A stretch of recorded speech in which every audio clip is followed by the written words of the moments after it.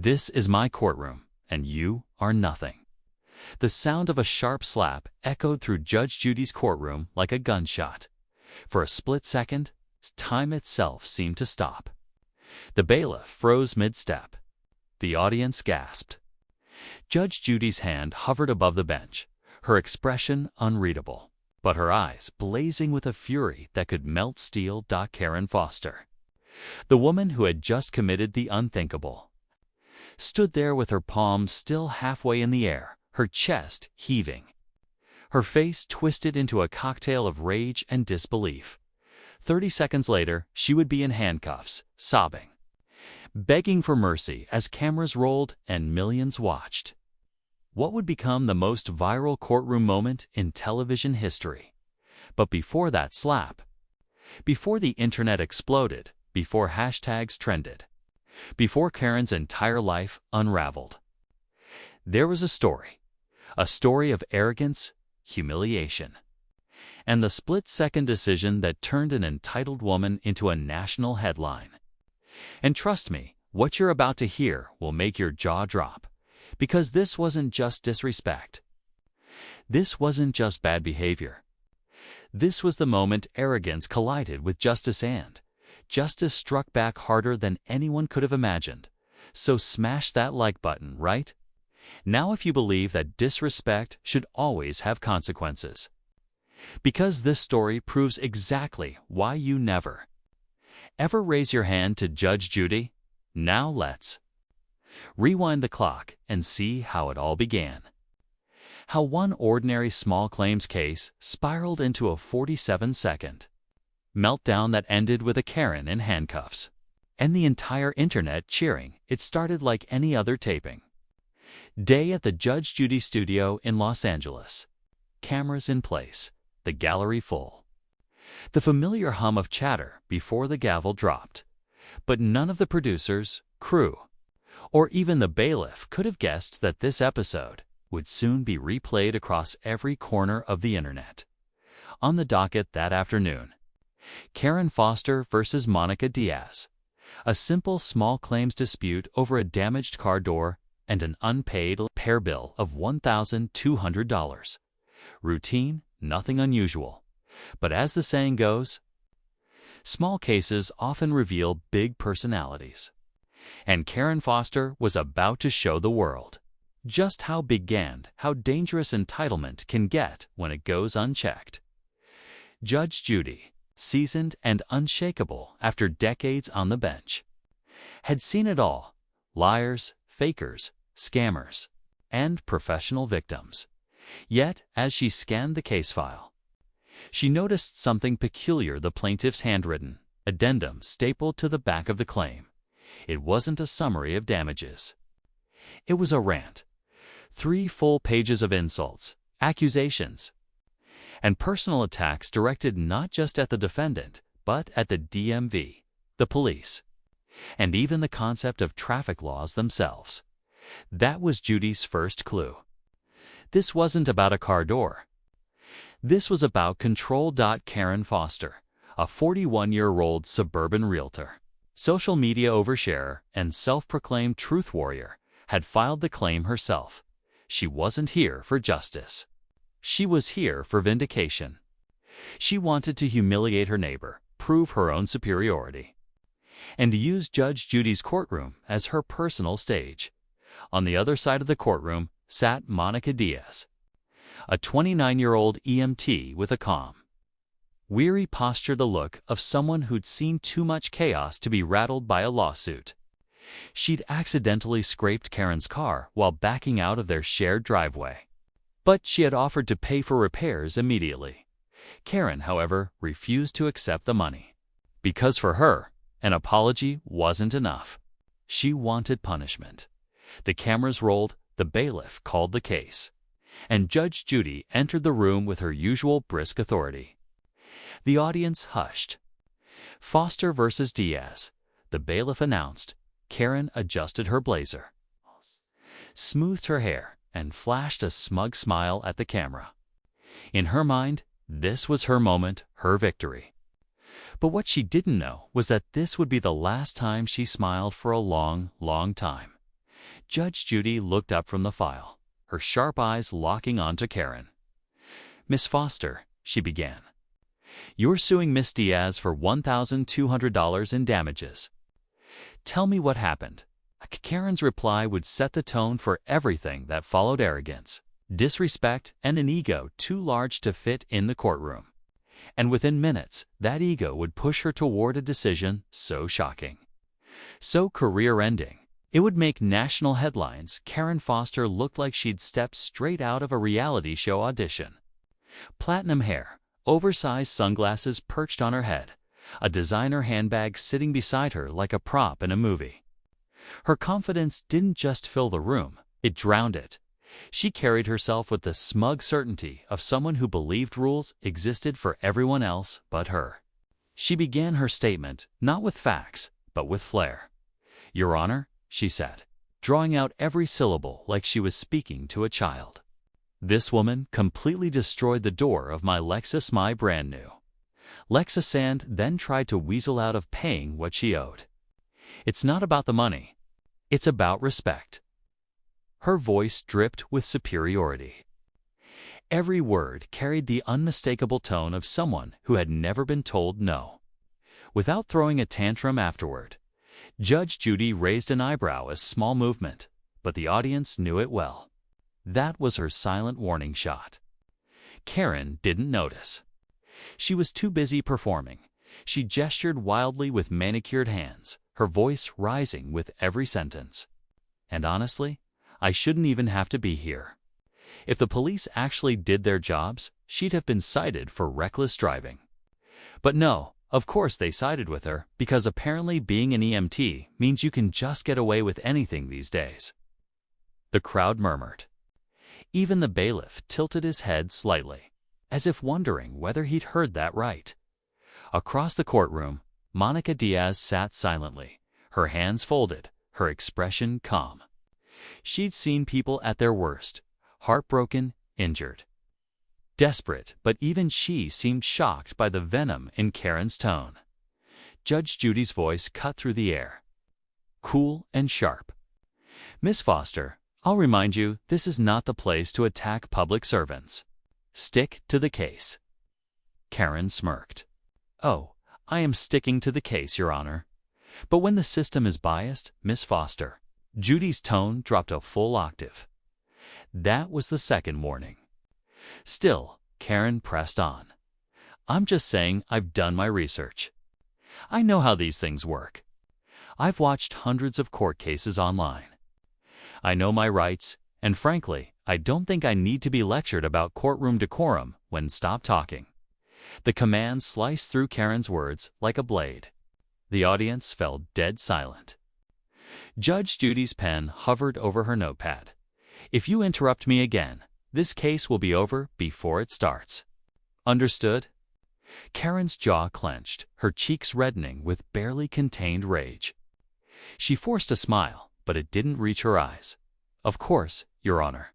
It was the kind of fake compliance that every viewer had seen 100 times before the calm before a spectacular meltdown.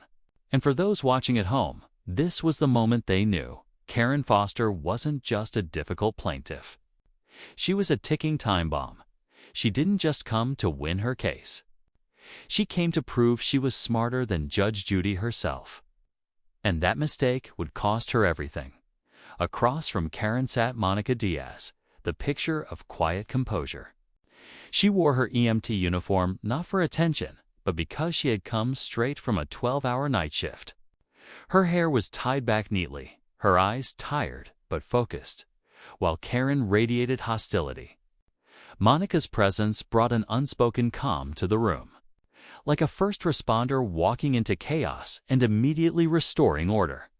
Judge Judy turned her attention toward her. "Miss Diaz, let's hear your side." Monica spoke softly but clearly. "Your Honor, I did scrape Miss Foster's car door while backing out of our shared driveway. I immediately offered to pay for the repairs. I even called the body shop myself to get an estimate and sent her the quote the same day. She refused it, said it wasn't enough, and that she wanted the door replaced, not repaired. She opened a small folder and slid a neat stack of papers across the podium. Here are the messages between us, the insurance report, and the payment offer I made. Judge Judy flipped through the documents, nodding slightly. You offered $1,200, the exact amount you're being sued for. Your Honor, Monica replied. I was willing to settle everything right away. I didn't want conflict. But when I came home the next day, she had taped a note to my door calling me a criminal and threatening to make an example out of me. A ripple of uneasy laughter ran through the audience. Karen's eyes narrowed into slits. Oh, please, she snapped under her breath, loud enough for the microphones to pick up. Judge Judy looked up instantly. Miss Foster, if you speak out of turn again, I'll hold you in contempt. You understand me? Karen crossed her arms, muttering something that sounded dangerously close to whatever. Monica continued, unfazed. I didn't want to escalate it, Your Honor. I work in emergency medicine. I've seen how quickly anger can turn into something worse. I just wanted to pay for what happened and move on. The camera cut to Judge Judy's face, a brief flicker of approval. The kind she reserved for people who showed integrity under pressure. It was now crystal clear who the audience would side with. Monica was the moral anchor. .com, humble, responsible. And every ounce of her grace made Karen's arrogance look even more toxic by contrast. But what no one knew, yet not Judge Judy, it's not Monica, not even the audience, was how far Karen would go when she realized she was losing control. The first cracks were already forming, the foot tapping, the heavy sighs, the tightening jaw. And before long, those cracks would explode into the most shocking outburst in courtroom television history. Because for someone like Karen, losing wasn't just defeat. It was humiliation. And humiliation, when mixed with entitlement, is a dangerous thing. The tension in the courtroom had begun to thicken. You could feel it, the quiet unease before a thunderstorm. The cameras were rolling, the audience leaning forward. And Judge Judy's pen hovered in her hand like a poised dagger. All right, Judy said finally. Let's establish some facts. She turned to Karen. You're claiming that Ms. Diaz's vehicle caused $1,200 in damage to your car door? She admits to scraping it and offered to pay that amount. Why are we here? Karen blinked, caught slightly off guard by the bluntness. Because, Your Honor, she began, her voice dripping with affected patience. This isn't just about a dent. It's about the principle. My car was brand new, and her negligence completely ruined it. She didn't just damage the door. She damaged my reputation. Do you have any idea what it's like to pull up to a client meeting in a car that looks like it's been attacked by a lawnmower? A few quiet laughs bubbled from the audience. That was the first mistake. Karen mistook laughter for support. Judge Judy's eyebrow twitched. A subtle tell for those who'd seen hundreds of her rulings. The storm was coming. Your reputation. Judy repeated, her tone flat as marble dot. Karen nodded emphatically. Yes, I'm a professional. Image matters in my industry. This wasn't just property damage. It was emotional damage, embarrassment, stress. I couldn't even drive that car without people staring at the scratch. Judge Judy's voice remained almost calm. You're suing for emotional distress over a scratched car door? Karen folded her arms. I'm suing because I deserve to be compensated for all of it. And honestly, if you ask me, $1,200 is generous. I could have gone higher. Across the room, Monica's quiet voice broke the silence. She texted me that she wanted $5,000 or she'd make me regret it.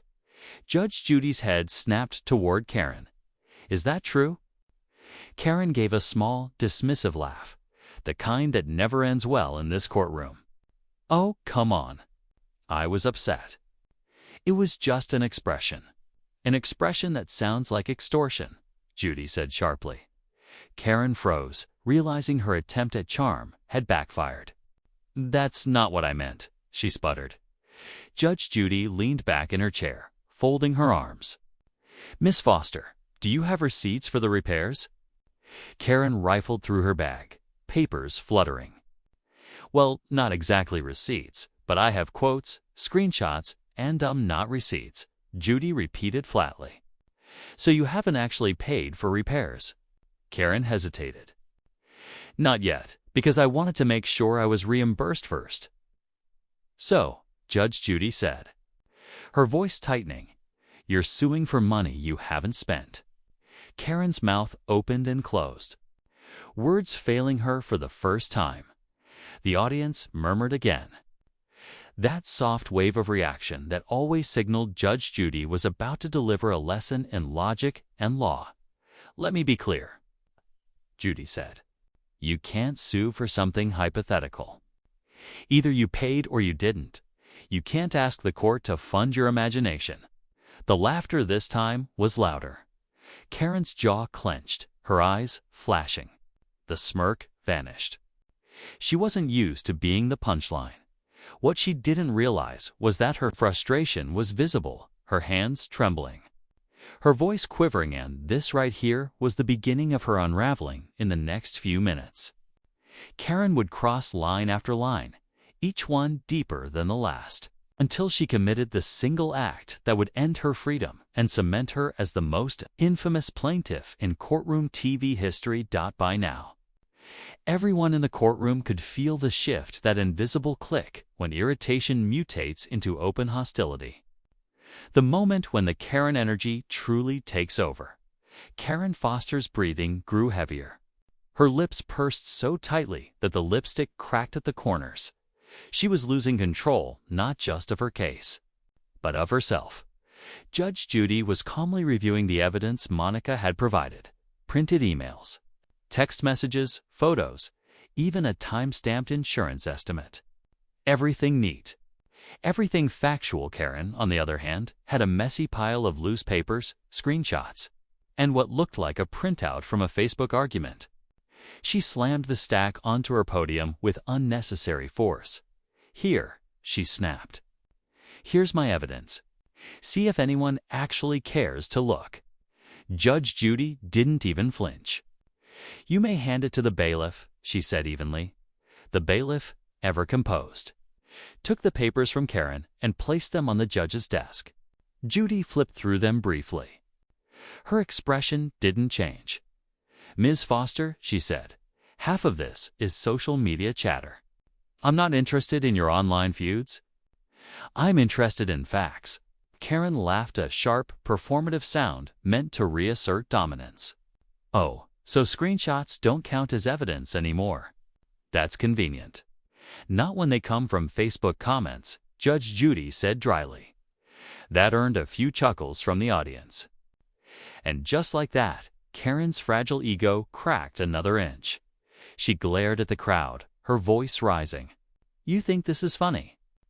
You people have no idea what it's like dealing with someone like her. She plays innocent, but she's manipulative. She scratches my car, then acts like a victim. Typical." Judge Judy's gaze sharpened. "Ms. Foster, tone down your voice. This isn't a reality show." Karen rolled her eyes dramatically. Mistake number 3. Every viewer of Judge Judy knew the eye roll was the spark that lit the fuse. But Karen wasn't done. She pointed a manicured finger at Monica. "She's just trying to play the sweet little hero because she's wearing a uniform. I see right through it. You people always side with the ones who act humble." The courtroom audibly gasped. Even the bailiff took a half step forward, just in case. Judge Judy's pen stopped mid-note. Her eyes rose slowly, like storm clouds gathering over a battlefield. "You people," she repeated quietly. Karen stammered. "I just meant, you meant exactly what you said," Judy interrupted. "And I strongly suggest you remember where you are before you speak again." Karen's mouth twisted. She tried to backpedal, but her pride wouldn't let her. "Well, excuse me for being honest." Judge Judy leaned forward, her tone icy. "Honesty is not your problem, Miss Foster. Arrogance is." The audience murmured again, that electric ripple that meant the tension was about to snap. Karen's face flushed crimson. "You know what? I don't appreciate being talked down to," she blurted. Judge Judy's voice dropped to a whisper. "Then don't give me a reason to look down." It was a surgical strike, trim precise, devastating, and final. The kind of line that could end a segment. But Karen refused to quit. Her voice trembled with rage. "I came here for justice, not to be insulted by some TV personality pretending to be a real judge." The audience gasped so loudly, the microphones caught the echo. Even Monica's calm expression faltered into disbelief. Judge Judy's face went completely still, that terrifying, unreadable stillness that precedes every legendary takedown in her courtroom. The bailiff shifted slightly. Not because of what had been said, but because of what he knew was about to happen next. Because when someone calls Judge Judy a TV personality pretending to be a judge, that's when the gavel stops being a symbol and starts being a weapon of justice. For a long, tense moment, Judge Judy didn't move. No words, no expression. Just the quiet, simmering fury of a woman who'd spent 25 years dismantling arrogance and was about to do it again. The air in the studio had changed. Even the hum of the lights seemed to fade. Karen stood frozen at her podium, trying to hold her posture together. But her fake confidence was cracking in real time. Finally, Judge Judy spoke softly, evenly, and far more terrifying than if she had yelled. "And Miss Foster," she said, "I've been a licensed attorney since 1965. I served as a family court judge for over 2 decades before I ever appeared on television. I've presided over more cases than you've read social media posts. So let me educate you before you embarrass yourself further. I'm not pretending." Her tone didn't rise, but the words hit like hammer blows. The audience went absolutely still. Even Karen blinked, caught between defiance and fear. Judy continued, her voice sharp enough to cut through the silence. "And if you ever address me with that level of disrespect again, I will end this case immediately. And you will walk out of here owing the defendant's court costs on top of your own. Do we understand each other?" Karen's lips parted, but no sound came out. Her throat bobbed as she swallowed hard. "Yes, Your Honor," she managed weakly. Judge Judy leaned back in her chair, eyes never leaving Karen. "Good. Then let's continue like adults." She turned to Monica. "Miss Diaz, you said you have the repair estimates from a certified auto body shop." "Yes, Your Honor," Monica said, sliding a second page forward. "I also have photos from the day of the incident." Judy examined them briefly and nodded. "Reasonable. Professionally done. The total matches your offer. You even documented the damage. Well organized." Then she looked back at Karen, her tone turning deceptively calm, again the kind of calm that felt like the edge of a storm. "Miss Foster, why did you reject this offer?" Karen's face tightened. Because it wasn't enough.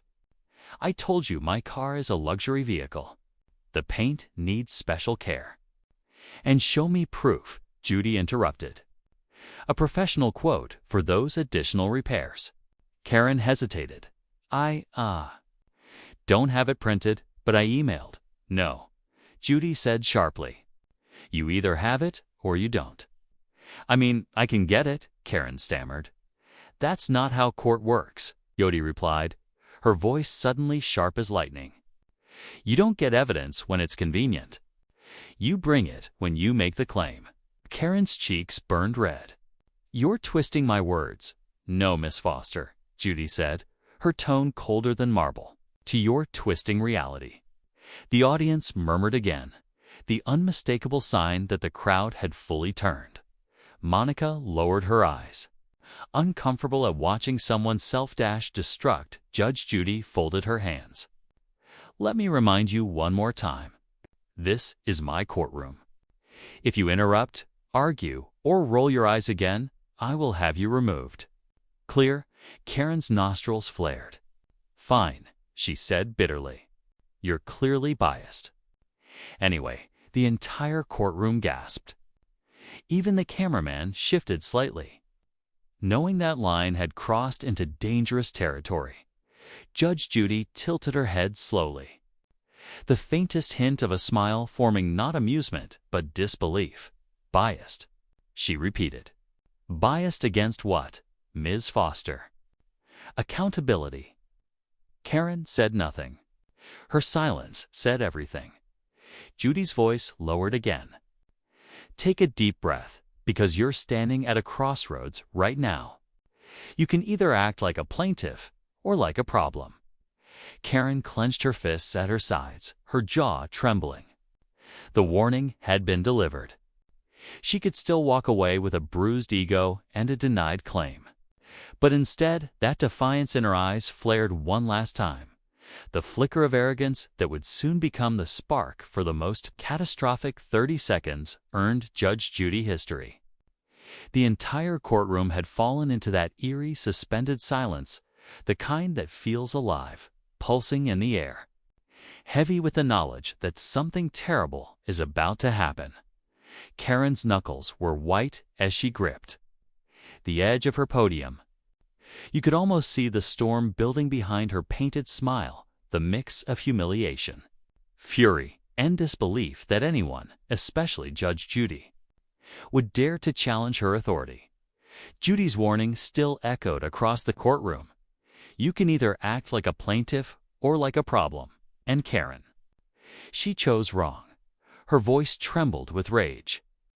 I'm sick of this, she snapped. You've been against me since the moment I walked in. You let her talk as long as she wants. But the second I defend myself, suddenly I'm arrogant or disrespectful. Judge Judy's tone remained controlled. Because you're not answering the question, Miss Foster, you're performing. That word performing landed like a slap before the real one ever did. Karen's eyes went wide. Her jaw dropped. Performing? You think this is some kind of act? I think, Judy said, you're more interested in the sound of your own voice than in the truth. The audience murmured, unable to contain their reaction. A few people gasped. Others shook their heads in disbelief. Karen's breathing became erratic. Her face flushed crimson. You know what? She hissed, pointing an accusatory finger toward the bench. You're nothing but a bully and a robo-washed-up old woman pretending to be relevant on TV. The gasp that followed wasn't just shock. It was horror. Even the court stenographer stopped typing. Judge Judy didn't move, didn't blink.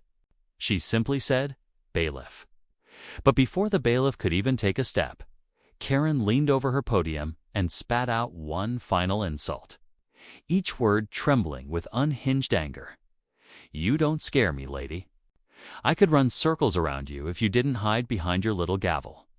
Then, in a flash that no one saw coming, she did the unthinkable.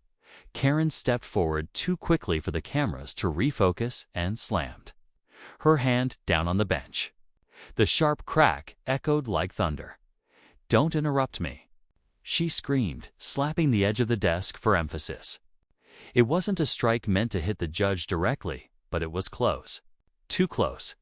A puff of Judy's case files scattered from the impact, fluttering down like startled birds. The bailiff lunged forward immediately, intercepting her in a heartbeat, his hand gripping Karen's arm before she could move again.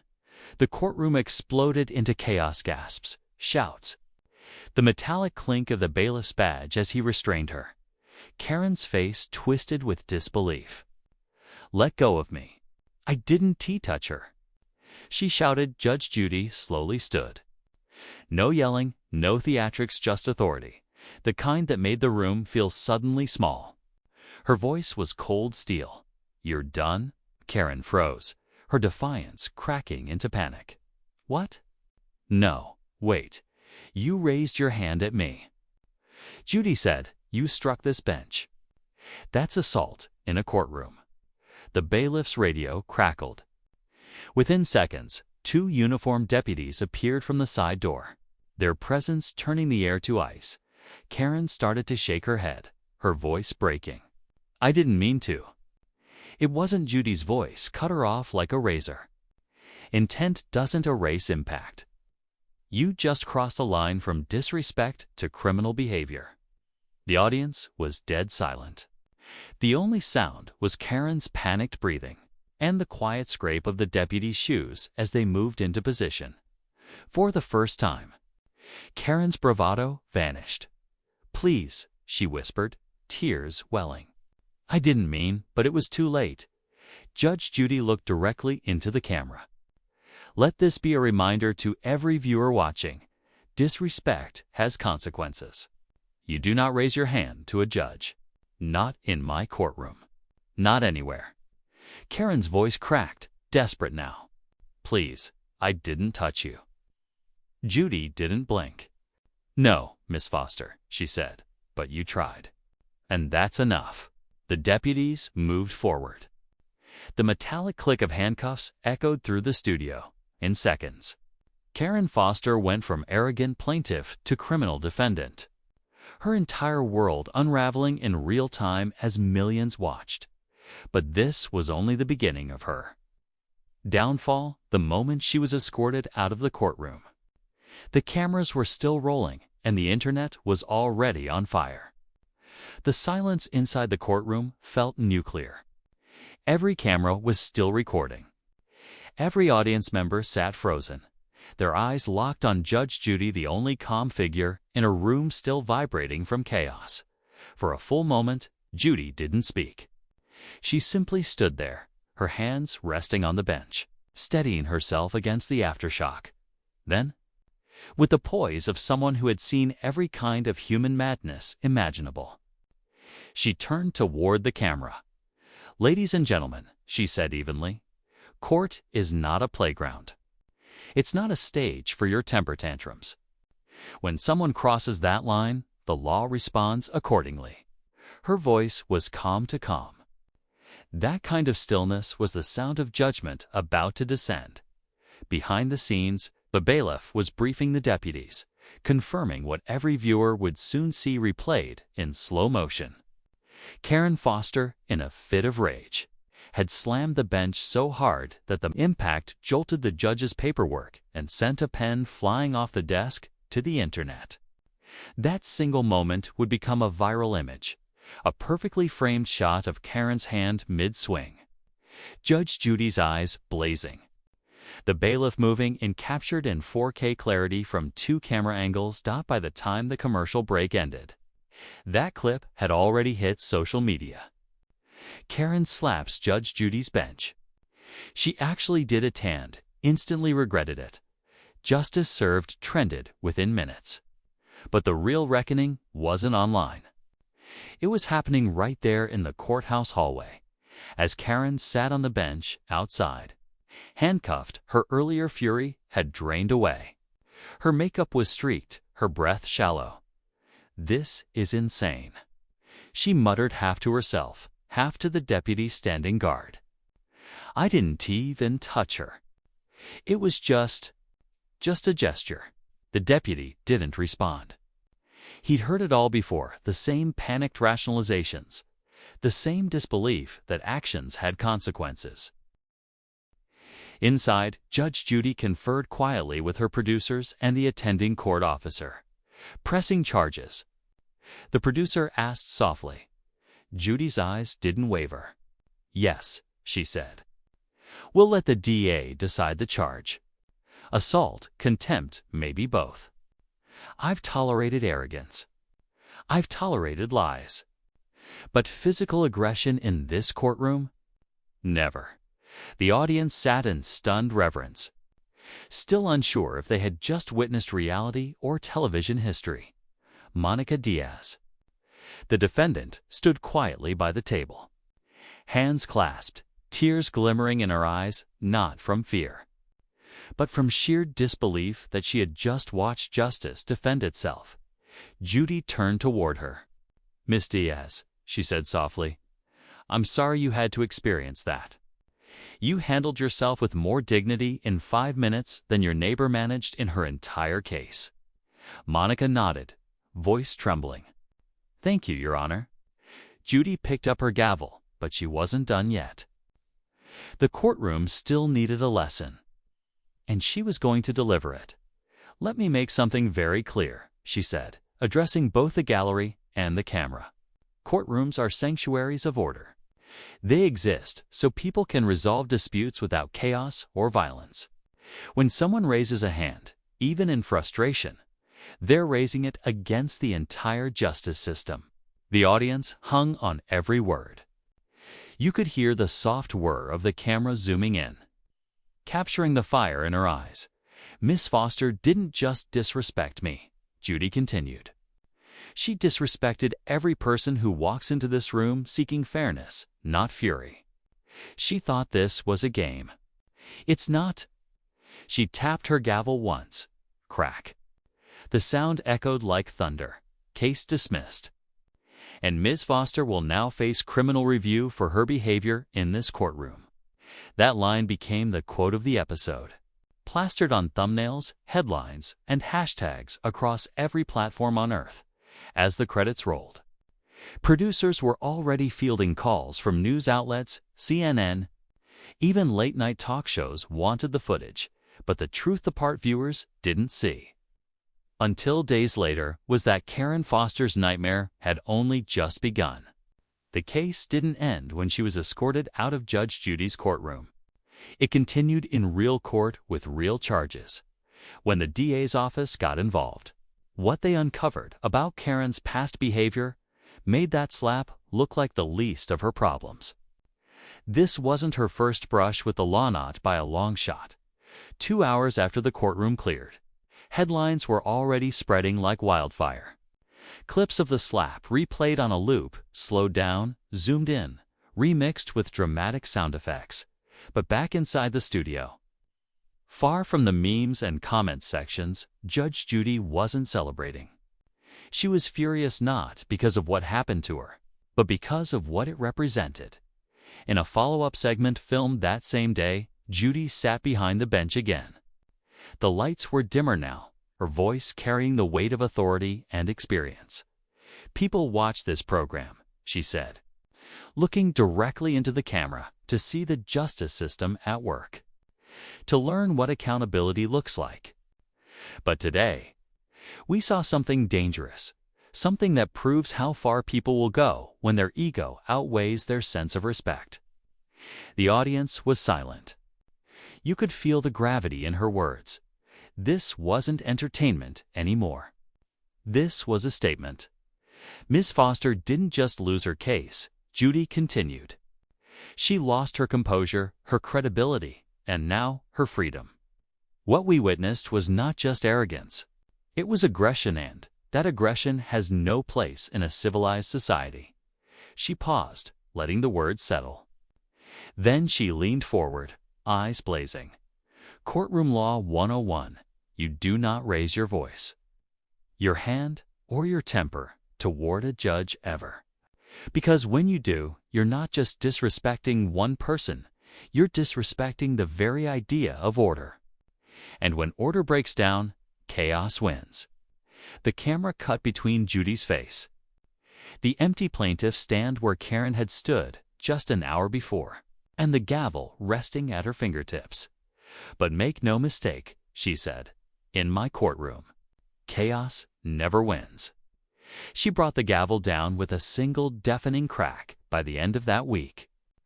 The state of California versus Karen Foster had become the next act in this viral drama. The district attorney, responding to the outcry and the footage, formally charged Karen with assault on a judicial officer, disorderly conduct, and contempt of court. The story exploded even further. News anchors dissected it frame by frame. Psychologists debated her behavior. Legal experts discussed how unprecedented it was for someone to lay hands. Avon Sivan, accidentally, a judge in a televised setting. Public opinion was unanimous. Karen had gone too far. Meanwhile, Judge Judy's firm but measured handling of the event drew universal praise. Her calm authority became the blueprint for judicial composure in the face of chaos. One viral tweet summed it up perfectly. She didn't raise her voice. She raised justice. Judge Judy wins.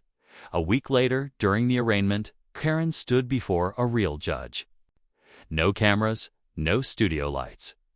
No audience to perform, for just the cold echo of a courtroom where every action carried weight. When asked if she had anything to say for herself, her voice cracked for the first time on record. "I didn't mean to hurt anyone," she said. "I just lost control. I was embarrassed and I didn't think." Her lawyer tried to downplay it, calling it a momentary lapse of judgment. But the judge wasn't convinced. "A lapse of judgment," he said.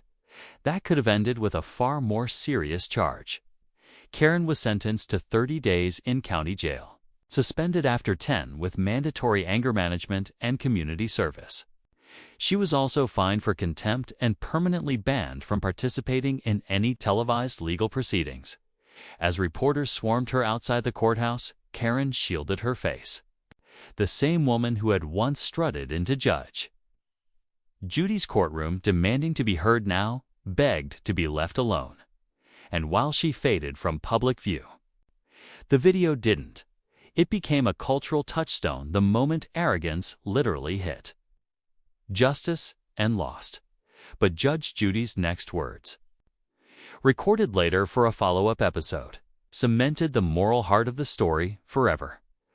"Justice isn't about humiliation," she said. "It's about correction. Some people need to be fined.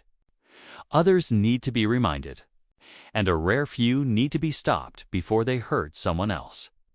Then she looked straight into the lens, a gaze that seemed to pierce through every screen. Karen Foster learned that lesson the hard way. Let her story be a warning to anyone who confuses ego with strength. Her voice softened just slightly. Strength is knowing when to stay silent. Wisdom is knowing when you're wrong.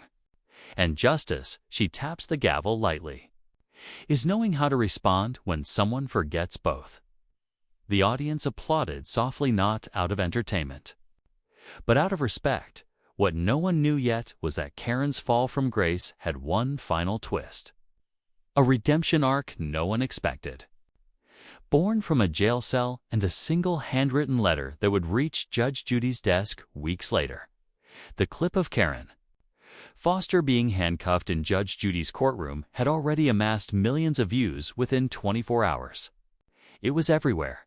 TikTok edits with dramatic music. Reaction videos titled, "Judge Judy Ends a Karen's Career," and news pundits debating whether it was justice or humiliation. But inside the courtroom that day, after the chaos had finally subsided, there was only one emotion left: silence. A heavy, reflective silence that seemed to stretch on forever. The gallery of spectators sat completely still, eyes fixed on Judge Judy. Nobody fidgeted. Nobody whispered. The only sound was the faint hum of the cameras still rolling, capturing what felt less like a TV show and more like a public reckoning. Then came the slow, deliberate sound of the gavel striking wood. Crack, the moment it echoed. The audience exhaled all at once, half in relief, half in awe, because everyone there knew they had just witnessed something historic. Judge Judy didn't bask in it. She didn't smile or gloat. She just stood quietly, looking down at the mess of scattered papers Karen had left behind, the wreckage of her arrogance. Then she said something no one expected. "Courtroom. Behavior reflects who you are when no one's protecting you," she said softly. And today, Miss Foster showed the world exactly who she is when her mask slips. The entire audience remained frozen. Even the cameraman didn't dare zoom in. Across the aisle, Monica Diaz, the EMT who had calmly endured Karen's venom for nearly an hour, wiped a tear from her cheek, not out of pity, but out of sheer disbelief that she'd just watched a woman's pride implode in real time. The bailiff returned moments later with a quiet report. "Defendant escorted safely," he said. Judge Judy gave a single nod. "Good," she replied. Then she looked back toward Monica. "Miss Diaz, you've been more patient than anyone could ask. The court finds in your favor. You're awarded your court costs, and this case is now closed." Monica's eyes widened. "Thank you, Your Honor." "You don't owe me thanks," Judy replied. "You owe it to yourself for handling chaos with grace." Then, to the audience, she added one final remark. "Never mistake kindness for weakness. Calm people win in my courtroom because the truth doesn't need volume. It just needs evidence." The audience erupted in respectful applause, not the playful kind that sometimes followed Judy's sharp one-liners, but something deeper. Gratitude, catharsis, relief. It wasn't just a verdict. It was a moral reset. As the cameras faded to black, you could almost feel the collective exhale of every viewer who'd ever dealt with someone like Karen. They had watched justice not only be served, but enforced.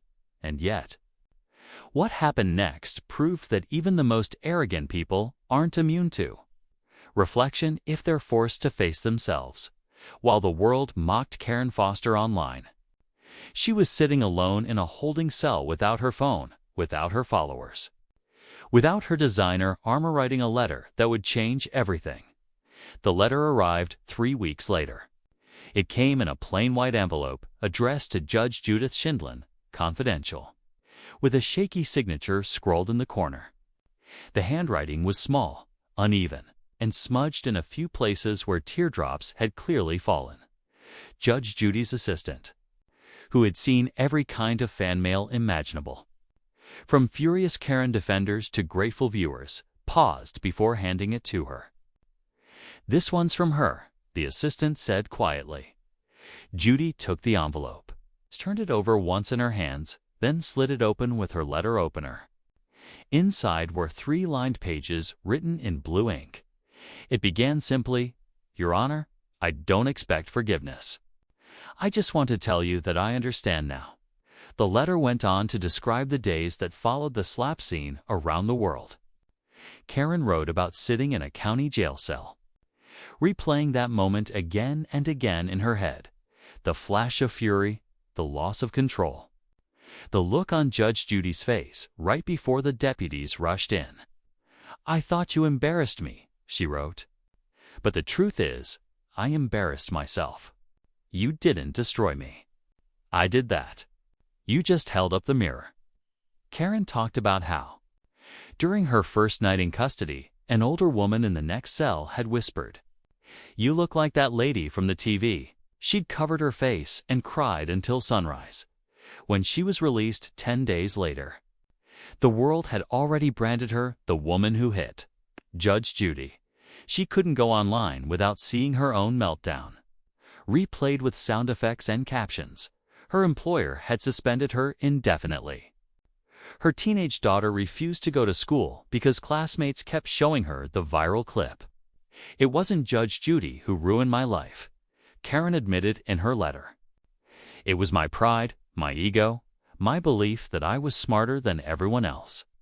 Then came the most surprising paragraph of all. "I started anger management classes last week. The counselor said the first step to healing is accountability. So this letter is my first step.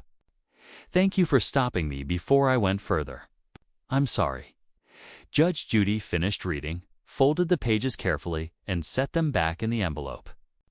For a long moment, she said nothing. Finally, she looked up and said to her assistant, "Send her a message for me." "What should I write?" After thinking for a moment, Judy dictated the words slowly. "Accountability accepted. Keep walking the right path, JS."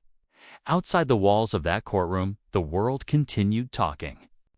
The episode had become the most watched segment in Judge Judy history, racking up more than 200 million views across all platforms. Clips of the slap, the takedown, and Judy's closing speech were being studied in law classes and debated on talk shows. But the story's impact reached far beyond television. In Los Angeles, a group of court officers organized a Respect the Gavel campaign, an initiative to educate the public about courtroom conduct. Dozens of judges cited the incident as proof that civility and authority still matter in a world that often forgets boundaries. Across social media, something unexpected happened. The mockery faded, replaced by reflection.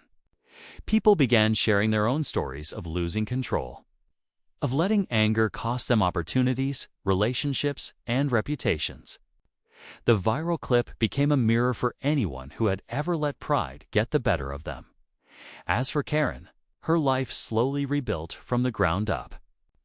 After completing her anger management program and 200 hours of community service at a legal aid office for low-income clients, she began speaking publicly about what she called the day I hit rock bottom and justice hit.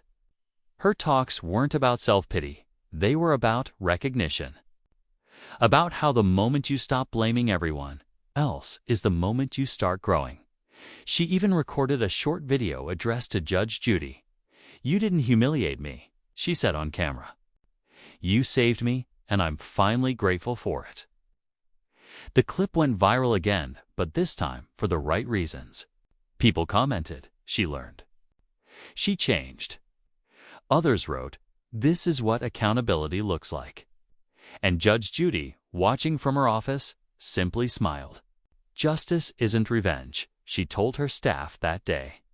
"It's a course correction." That was the hidden truth of this entire saga. The slap that shocked the world didn't end in hatred. It ended in transformation. Because in the harsh light of consequence, Karen Foster found something she'd lost long before the cameras ever rolled: humility.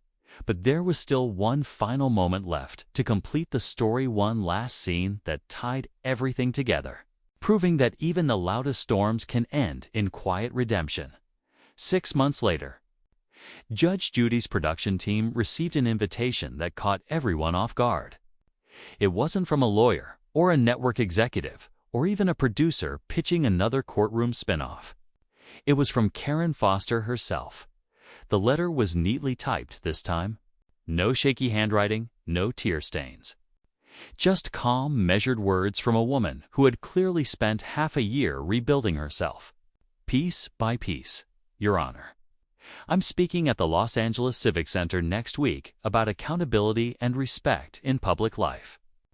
The event is free and benefits the Courtroom Civility Foundation. I would be honored if you would attend, not as my judge, but as the person who woke me up when no one else could." Judge Judy didn't respond right away. She placed the letter on her desk and stared at it for a long while, the corner of her mouth curling upward just slightly. When the day of the event arrived, she slipped into the back row of the crowded auditorium, wearing a dark blazer and no name tag. She didn't want recognition, just perspective. The room was full, nearly 200 people, attorneys, social workers, teachers, and even a few viewers who had followed the viral story from day one. At the podium stood a woman with a calm, steady voice and the same unmistakable features the world once associated with rage and arrogance. But this was a different Karen Foster. She wasn't wearing the sharp business suit or heavy makeup from her courtroom days. She wore a simple navy blouse and spoke softly, but with conviction. 6 months ago, she began, I was known as the woman who slapped Judge Judy's bench. I was angry, embarrassed, and convinced the world was against me. But what I've learned is that the world wasn't against me. I was against myself. The audience leaned forward, captivated. Karen continued, her eyes scanning the crowd, occasionally pausing to breathe through the emotion. That day in court, I thought I was standing up for my dignity. What I was really doing was destroying it.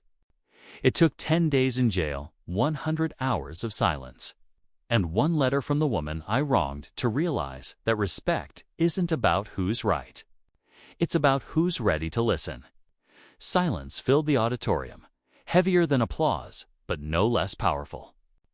In that moment, the story of Karen Foster had come full circle from viral outrage to personal reckoning, from humiliation to humility, from chaos to clarity.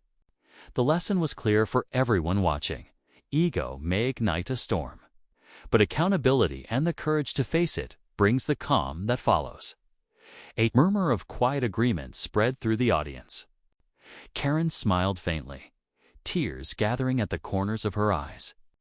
"I used to think Judge Judy humiliated me. Now I understand she saved me. Because sometimes justice doesn't come to punish. It comes to interrupt the version of yourself that's heading toward disaster." In the back row, Judge Judy's eyes softened. She didn't clap. She didn't need to. But when Karen looked out across the crowd, her gaze lingered for just a heartbeat too long, landing on that familiar silhouette. Their eyes met. For a split second, the noise of the room fell away. No cameras, no bailiff, no gavauge, just two women, one who had demanded respect and one who had finally earned it. Karen nodded, a small, humble gesture that said more than any apology ever could. Judge Judy smiled, full, genuine, unguarded smile. After the event, as people crowded the stage to shake Karen's hand, Judy quietly slipped out the side door. No announcement, no spotlight. Just one small envelope left at the front table with a note inside for Ms. Foster. "Keep teaching others what you've learned. Respect restored." J.S. Karen found it an hour later and cried quietly in the green room. The next morning, her story ran on every major outlet under a new headline, From Karen to Courage. How a viral courtroom slap became a lesson in redemption. Comments flooded social media again, but this time they weren't angry. They were inspired. People can change. That's what accountability looks like. Judge Judy gave her justice. Karen gave herself peace. The woman once known as a symbol of arrogance had become a living example of transformation. And Judge Judy didn't need to say another word. Her courtroom had already delivered the final verdict long ago. Justice with compassion. But before this story faded to black, there was one last truth to tell one. Lesson that tied it all together for every viewer who'd ever doubted whether karma is real. In Judge Judy's world, justice isn't just about punishment. It's about purpose. And the purpose of this case wasn't to destroy Karen Foster. It was to remind us that no one is beyond redemption. When they finally face the truth, the image that closes out this story isn't one of outrage, it's one of peace. Judge Judy sat quietly in her chambers. The golden afternoon light slanting across her desk, a stack of open case files beside her. She wasn't watching the viral video or checking the headlines. She was rereading that final note from Karen Foster. The one that ended with, "Thank you for giving me a second chance to find myself, for once." The courtroom that had seen tempers flare, egos explode, and reputations collapse was silent. Not because justice had been silenced, but because it had done its job. The bailiff knocked softly on her door. "They're ready for the next case, Your Honor." Judy smiled faintly, tucking the letter into her folder. "Let's give someone else their wake-up call," she said. And with that, she rose. The gavel of accountability ready for its next lesson. That single viral slap had become more than a moment of madness. It had become a mirror for millions. It wasn't just about arrogance meeting authority, it was about how far a person can fall, and how high they can rise when they face their truth. News outlets would call it the redemption case, and for everyone who witnessed it, the lesson was unmistakable. Justice tempered with wisdom and compassion changes lives. Commentators called it a cultural reset on courtroom respect. But to everyday people watching from their phones and living rooms, it was something simpler, a reminder that justice isn't about revenge. It's about restoration, in a world where outrage spreads faster than understanding. This case reminded everyone that even the internet's harshest villains can find their way back. They're willing to own their mistakes. Humility doesn't erase what you've done, but it can rewrite what you do next. The camera pans slowly across Judge Judy's empty courtroom. The bench, the flag, the chairs, all quiet now. Then the narrator's voice returns one last time. Maybe the lesson isn't about fear of consequences. Maybe it's about respect for the law, for others, and for ourselves. Because when pride speaks louder than reason, justice will always step in and whisper the truth. A beat of silence. Then, if this story restored your faith in accountability, hit that like button. Let's show the world that justice, humility, and growth still matter. Comment below. What do you think was the real turning point for Karen Foster, the moment she lost control, or the moment she chose to change? And make sure you're subscribed, because next time we'll dive into another jaw-dropping courtroom story where arrogance meets authority and justice always wins in the end. The gavel strikes one final time.